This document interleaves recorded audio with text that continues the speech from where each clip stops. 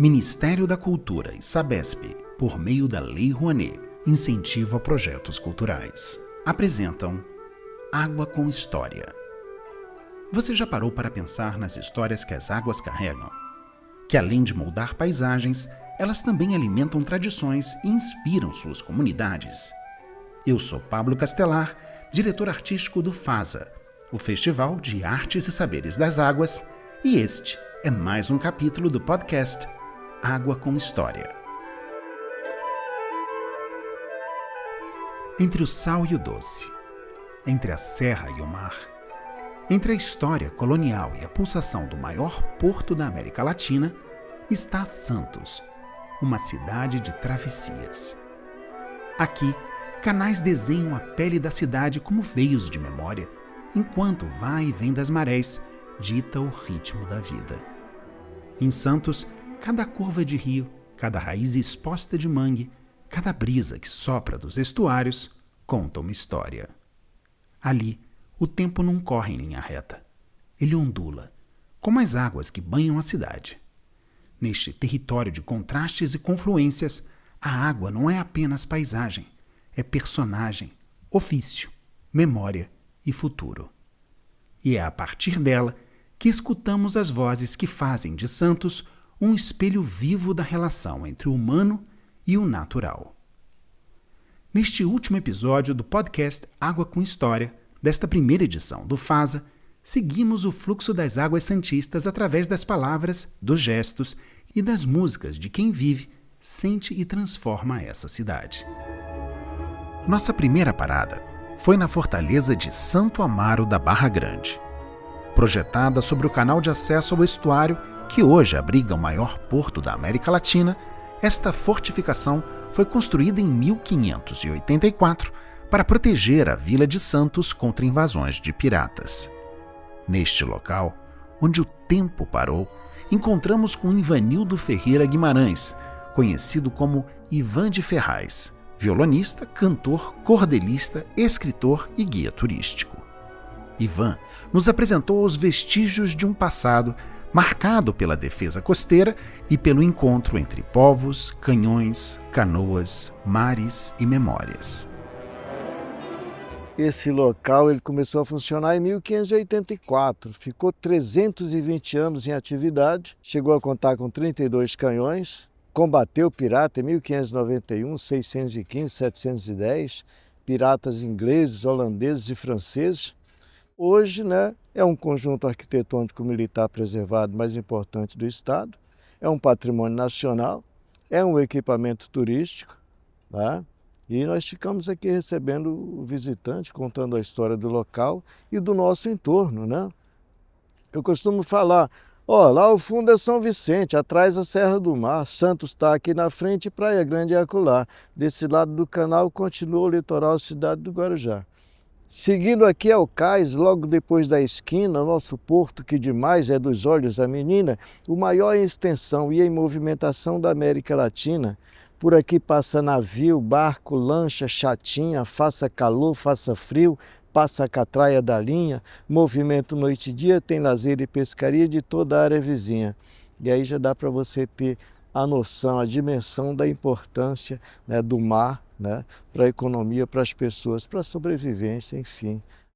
Partindo daqui, você tem, caminhando 15 minutinhos, você tem a Prainha do Góis, logo ali na frente, onde funcionava o fortinho.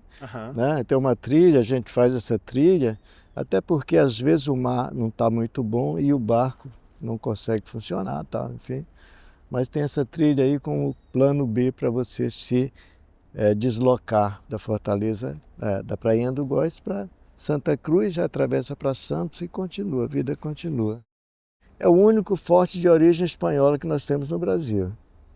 Ela foi construída durante a União Ibérica, 1583, E naquela ocasião, o que os espanhóis fizeram fora uma construção simples, aproveitaram o relevo, casarão de taipas e madeira, alguns canhões, alguns homens trabalhando, e ficou assim até acabar a União em 1640. E aí os portugueses reassumiram e viera então a grande reforma do século XVIII. Eles então demoliram o casarão e construíram esse conjunto completo. Aí vem muralha, vem guarita, vem capela, vem paiol, vem mirante, vem a casa grande, onde funcionava cozinha, lavanderia, dormitório, cadeia, sala de comando e tudo. E aí vieram o Forte Augusto, vieram o Forte Indugóis, Forte de Itapema e o Forte São Luís, na região da Bertioga. E aí o que nós temos? Dois contextos históricos aí. Período dos espanhóis, do qual nós não temos nenhuma prova, não temos nenhuma parede sequer, né? E essa estrutura que é toda original do século XVIII, já feita pelos portugueses.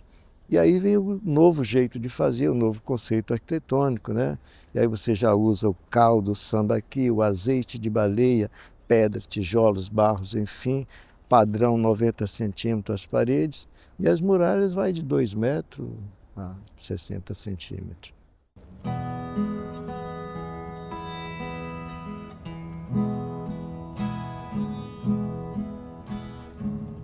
Fortaleza vem de forte, imponência e proteção,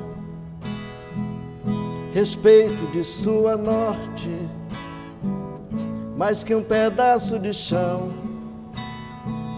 Sua história do país, razão de ser feliz, toda a nossa região.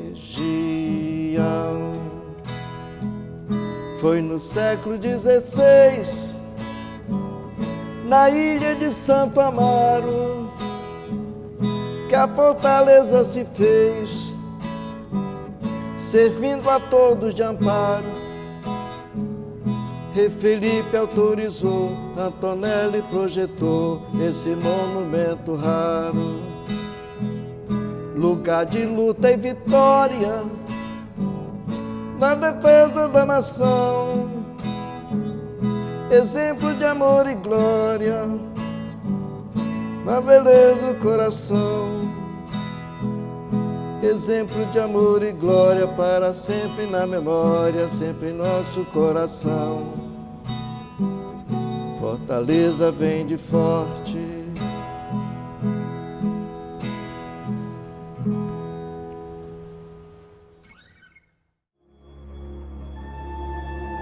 Ainda na Fortaleza, encontramos com Tony, Antônio Carlos Santos de Carvalho, educador ambiental e guia de ecoturismo. Entre outras informações sobre o forte, Tony nos revelou que a argamassa dessa construção utilizou o óleo de baleia misturado com conchas provenientes de sambaquis, trazendo para essas paredes camadas de tempo e história que revelam os diversos saberes que brotam do mar e da terra de Santos. Quando os portugueses chegam no Brasil, na nossa região, eles encontraram vários cemitérios, vamos colocar dessa forma, que são onde estavam depositados os sambaquis, né? Que são essas conchas. E o interessante é que esses sambaquis, eles são cemitérios onde estavam sepultados os indígenas, seus entes queridos, a caça deles, todo esse material misturado. Quando eles chegam aqui, eles encontraram um vasto material, né? E é claro, na construção civil se usa o calcário, né, para fazer a argamassa. Só que eles já encontraram o calcário, então em vez de ele coletar as conchas pelas praias, era muito mais fácil ele pegar esses locais que eram os sepultamentos, né, onde estavam depositados os sambaquis, coletava todo esse material em toneladas para poder fazer as suas edificações, constituir as suas edificações. Então, a gente pode ver nessa parede aqui as conchas aqui nos locais. Nós temos conchas quase que inteiras. Então, esse material era triturado, às vezes moído, para ser feito a argamassa com óleo de baleia. Dentro, em algumas vezes, você olhando bastante, você pode ver, inclusive, resto de animais também, né? Se der sorte, você consegue ver, já foi encontrado dentes de tubarão, que fica preservado. Esses ossos de dedos, né? Nossos ossos já foram encontrados no meio dos sambaquis, né? Então, todo esse material foi utilizado em todas as construções dos portugueses que chegaram no Brasil. Todas as construções. E essa captação de calcário, ele se deu aos séculos seguintes também.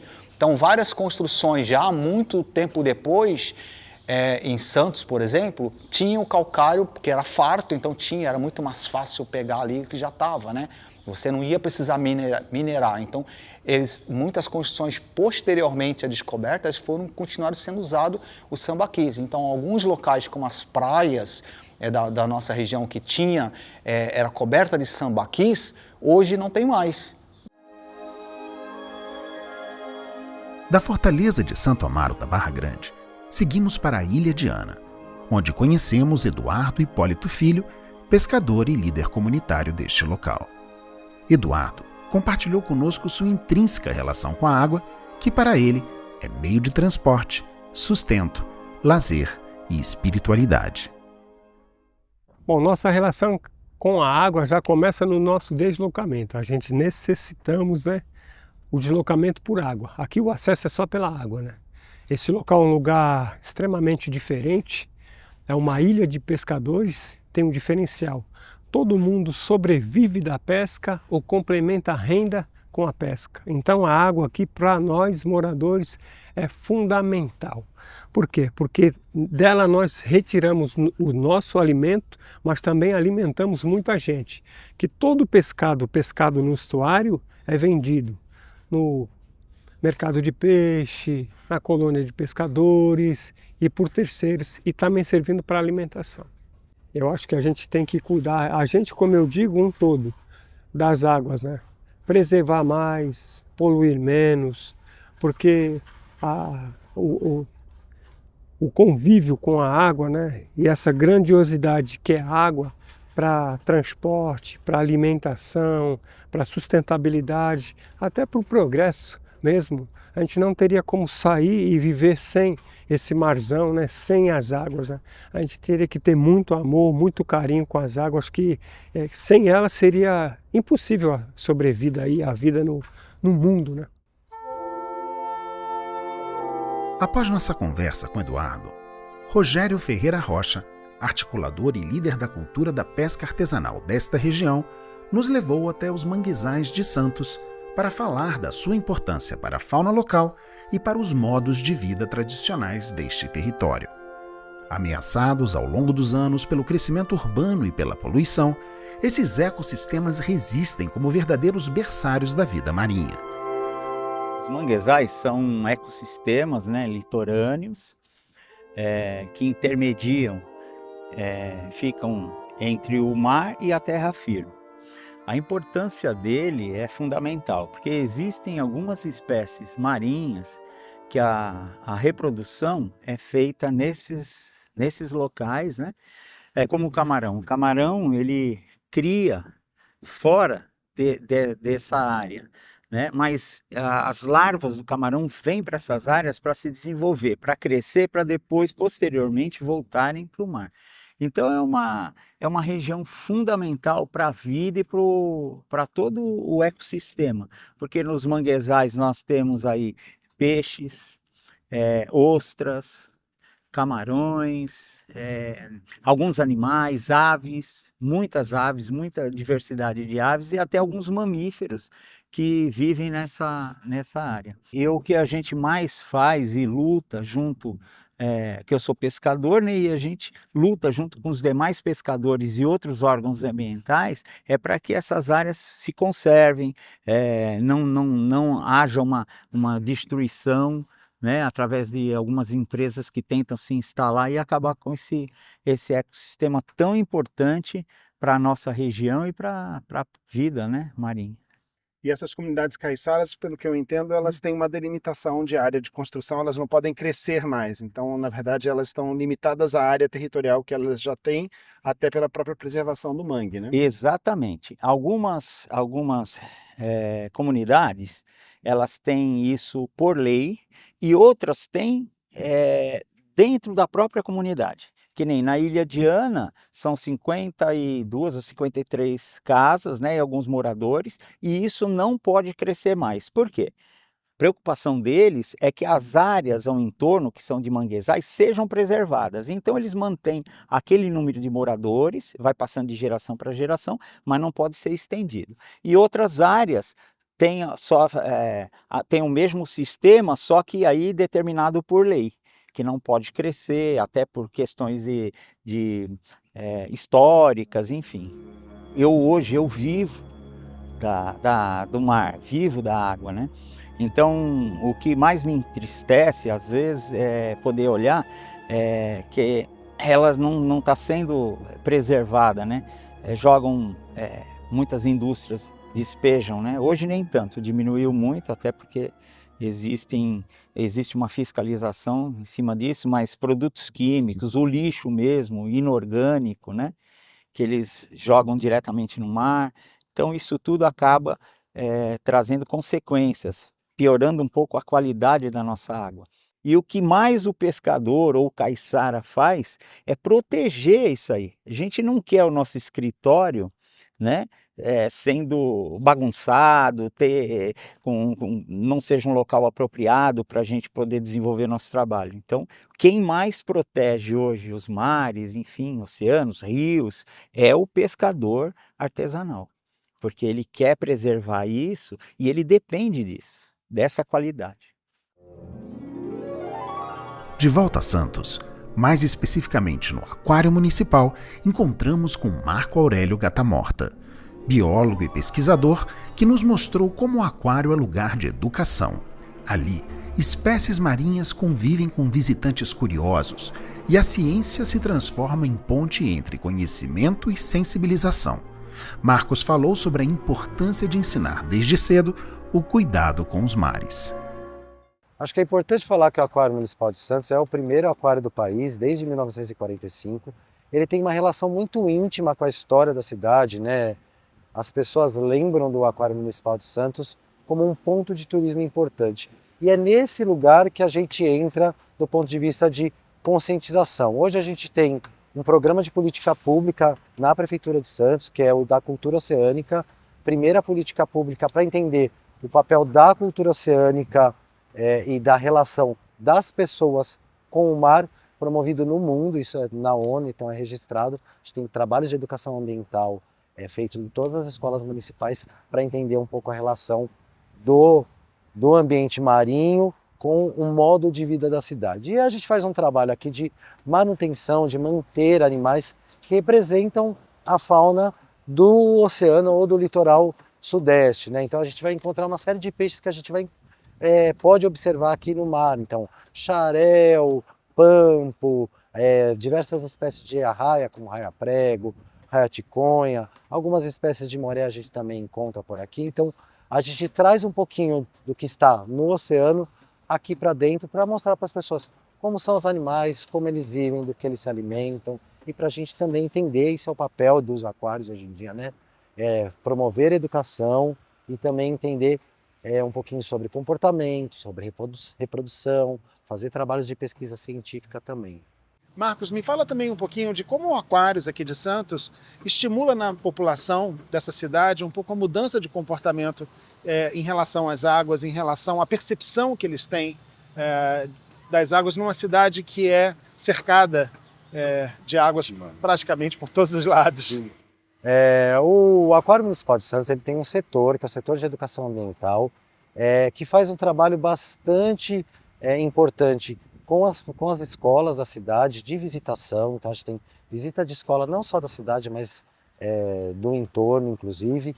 E a gente tem alguns trabalhos que mostram ou que tentam desenvolver a relação entre a espécie humana, nós, né, e o oceano. Então a gente tem atividades, por exemplo, que envolvem práticas esportivas no nosso litoral, canoa havaiana ou caiaque. A gente tem atividades que envolvem, por exemplo, coleta de resíduos sólidos, porque a gente entende hoje que eles são importantes, porque eles impactam negativamente a fauna, né? Então a gente tem, durante a exposição, você vai encontrar alguns lugares em que a gente mostra quantidade de resíduos achados dentro de uma tartaruga, ou impactos do plástico, por exemplo, em algumas espécies de animais. A gente também nota algumas atividades que demonstram, por exemplo, que tentam buscar, a gente às vezes não usa muito o termo sensibilização, mas promoção de conhecimento, né? A gente gosta de trazer a ideia de promoção de conhecimento no sentido de que as pessoas observem para aquilo, consigam entender que existe um outro ser vivo ali, e aí entendendo que existe outro ser vivo, que ele depende do oceano, e talvez fazer esse link e buscar alterações ou mudanças na forma de comportamento. Saindo do aquário na Praia de Santos, encontramos com Marcos Libório. Gestor público e educador, Marcos foi responsável por tornar Santos a primeira cidade do mundo a implementar oficialmente a cultura oceânica como lei. Ele nos falou dos canais, das nascentes, da segurança hídrica e de como a educação ambiental se tornou política pública em Santos. Há uma coisa que se diz que Santos chove e chove muito, e chove mesmo, né? Eu posso dizer como testemunho ocular que Santos tem um índice pluviométrico tremendo. E aqui, a gente de frente para o Oceano Atlântico, né? Cercado por águas, tem o estuário, tem o manguezal, nós estamos em uma ilha que é parte da cidade de Santos, mas nessa ilha 99% da população vive. Então a nossa relação com a água ela é constante. A água sempre ofereceu vida à cidade de Santos, né? E em algum momento nós precisamos puxar as orelhas de todos, né? Porque o que nós oferecemos em troca? Às vezes agressão, desrespeito, lixo, e essa relação é uma relação de constante refinamento. Então é o oceano, o manguezal, os rios ao nosso redor, é uma bacia hidrográfica riquíssima, né? E que a gente aprende a respeitar. A gente poderia contar a história de Santos, né, com o tema água. O povoado, a primeira vila, surgiu ao redor de uma fonte, né, no centro, que hoje a gente chama de centro da cidade, né, e aí daí para frente veio o desenvolvimento. Que é a fonte Montserrat. Isso, ali, Itororó, ali aquele Monte Serrat, né, o pessoal abastecia de água, né, e também teve as primeiras experiências, né, porque houve em algum momento contaminação da água por conta de falta de cuidados, a população não cuidou, naquela época os conceitos de sustentabilidade não existiam, então era totalmente exploratório mesmo, né, tiravam tudo que podiam. E aí a gente percebeu, através dos dados históricos, de que houve necessidade de intervenção, porque as doenças começaram a aparecer. A água adoeceu, a população adoeceu junto, né? E depois, já de um tempo para frente, houve a necessidade de que um planejamento urbano acontecesse e que Santos também é conhecida pelos seus canais, né? Nós temos 12 canais, 7 mais conhecidos aqui na região da praia, que Saturnino de Brito, lá no começo do século passado, criou esta condição urbana para que nós pudéssemos viver e andar em terra seca, né? E diminuir também a presença de mosquitos, de insetos, porque essa relação sempre foi uma relação com a saúde muito próxima. Então, água é vida, mas o desrespeito acaba trazendo doença.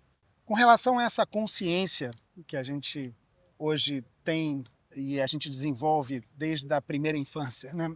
O que Santos vem fazendo nas suas escolas em relação a essa cultura oceânica, em relação à preservação das águas? Um dos focos principais em Santos sempre foi a educação ambiental, né? Colocar a importância desse respeito, da saúde única, né? Se o meio ambiente estiver legal, a gente vai estar legal também. Se o meio ambiente estiver saudável, a gente vai estar saudável também. E Santos, eu tive o prazer de apresentar uma lei, foi aprovada, que é a Lei de Cultura Oceânica, e tornou Santos a primeira cidade do mundo a incluir a cultura oceânica no ensino público. Isso é fundamental, porque os alunos já começam a ter contato com esse conceito de sustentabilidade, de respeito, de que muito se fala de oceano, mas parece uma coisa distante. Mas o oceano começa aqui na nossa praia, o oceano começa aqui no nosso mangue. Então, tudo que a gente faz em Santos acaba refletindo.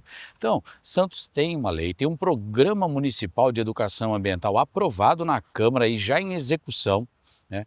Nós temos plano de ação climática também aprovado e colocado em execução, que trata das águas das encostas, dos morros, que preserva a população que vive nessas encostas. Então a gente tem já uma série de programas, projetos em andamento que tem por objetivo proteger a água. Através do quê? Da educação ambiental. Então são ações que fazem parte da mesma estratégia. Então nós corrigimos o empresário quando agride o meio ambiente, através de fiscalização, de multa, de conscientização, mas educamos as crianças, educamos os alunos. E isso é tão interessante, Pablo, porque houve um crescimento perceptível do diálogo, da qualidade, do vocabulário dos alunos nas escolas com relação ao respeito pela água, ao respeito pelo meio ambiente. Hoje você fala com uma criança do ensino fundamental de conceitos de sustentabilidade que muitas vezes o adulto desconhece ou pelo menos despreza. Então, esses alunos são os nossos melhores fiscais. Eles chegam em casa e cobram dos seus pais e responsáveis atitudes mais limpas. E só há um caminho: educar, educar, educar, para que a gente possa realmente transformar essa relação que a gente tem com a água e com a fauna marinha. Riacho, lagoa, cacimba, nascente, água tão boa na vida da gente. Riacho, lagoa, cacimba, nascente, água tão boa na vida da gente. Água na carne e na veia, água na vida. Água às vezes tão feia, tão poluída. Água na carne e na veia, água na vida. Água às vezes tão feia, tão poluída. Na chuva fina, água que voa, vapor e neblina, orvalho e garoa. Na chuva fina, água que voa, vapor e neblina, orvalho e garoa. Água que nem ouro em pó, tão competida. Água no choro e suor, água bebida. Água que nem ouro em pó, tão competida. Água no choro e suor, água bebida. Na corredeira cantiga que entoa, água ligeira conduz a canoa. Na corredeira cantiga que entoa, água ligeira conduz a canoa. Água que está por um fio pode acabar, se a gente não cuidar do rio e também do mar. Água que está por um fio pode acabar, se a gente não cuidar do rio e também do mar. Riacho, lagoa, cacimba, nascente, água tão boa na vida da gente. Riacho, lagoa, cacimba, nascente, água tão boa na vida da gente. Água tão boa parada ou corrente, água tão boa gelada ou quente. Água tão boa não é aguardente, água tão boa purifica a mente. É isso.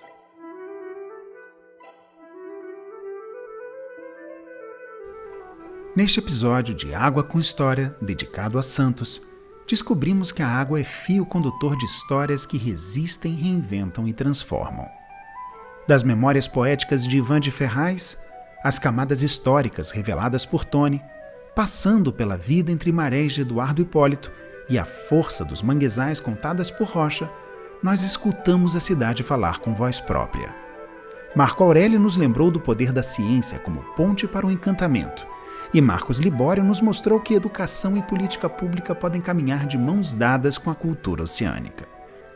Em Santos, aprendemos que a água não é apenas cenário. É raiz, luta, caminho e casa. Para saber mais sobre os conteúdos digitais do FASA e acompanhar estas e outras iniciativas do festival, inscreva-se em nossos canais e visite nossas redes sociais através do site fasa.arte.br. Lei Rouanet. Incentivo a projetos culturais. Patrocínio Sabesp. Realização Artimundi. Ministério da Cultura. Governo Federal. União e Reconstrução.